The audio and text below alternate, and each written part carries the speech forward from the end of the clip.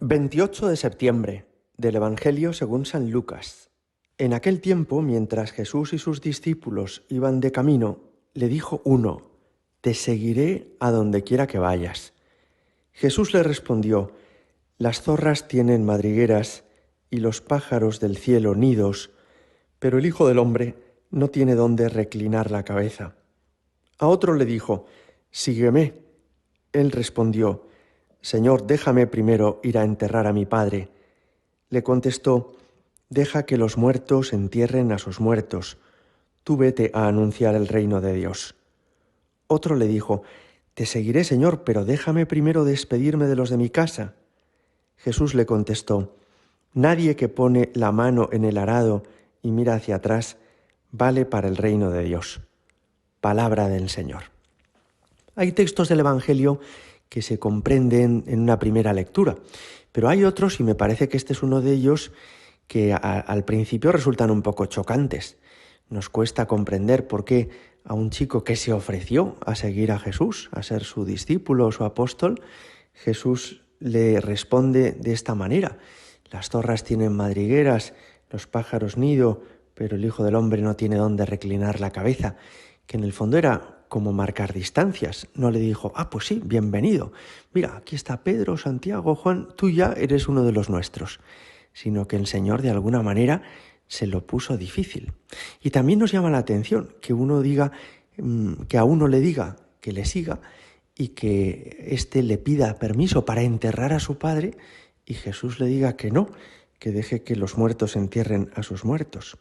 ¿Qué significan estas palabras que acabamos de escuchar? En primer lugar, podemos ver claramente en este Evangelio que esto del seguimiento de Cristo en la vida consagrada no es solo una decisión personal. Es decir, hay personas a las que Jesús llama que deciden personalmente no seguirle y esos no serán apóstoles ni discípulos, pero también hay otros que se ofrecen voluntarios a quienes Jesús no escoge y esos tampoco le podrán seguir. De modo que esto de irse misionero o ser religiosa o ser sacerdote no es solamente una cuestión de generosidad, sino que es precisa una llamada previa de Jesús. Que Él te haya llamado, que Él te haya escogido, que Él te haya dicho: ven y sígueme.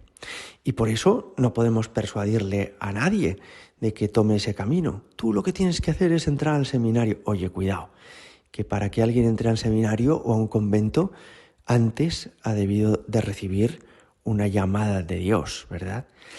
En segundo lugar, nos llama la atención que efectivamente a este que se ofreció voluntario, Jesús no se lo puso fácil.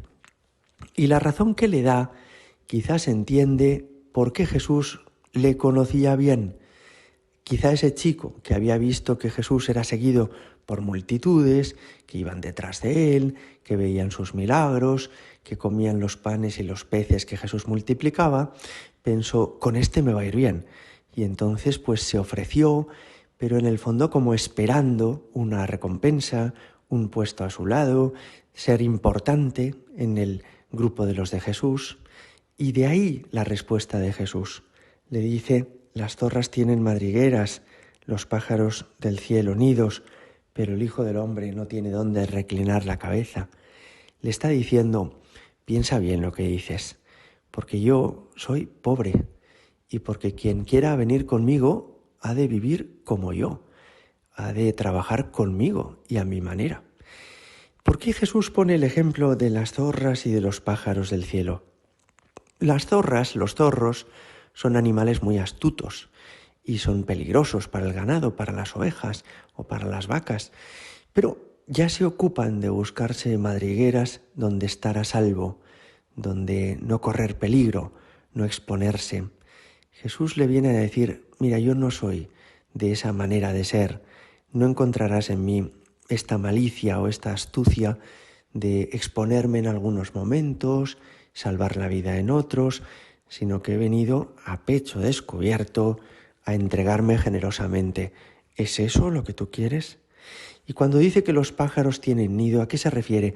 Pues a que cualquier ave, como cualquier persona humana, se establece sólidamente en un hogar y quiere tener unas raíces y una casa donde volver después del trabajo. Quiere tener una estabilidad, una seguridad humana.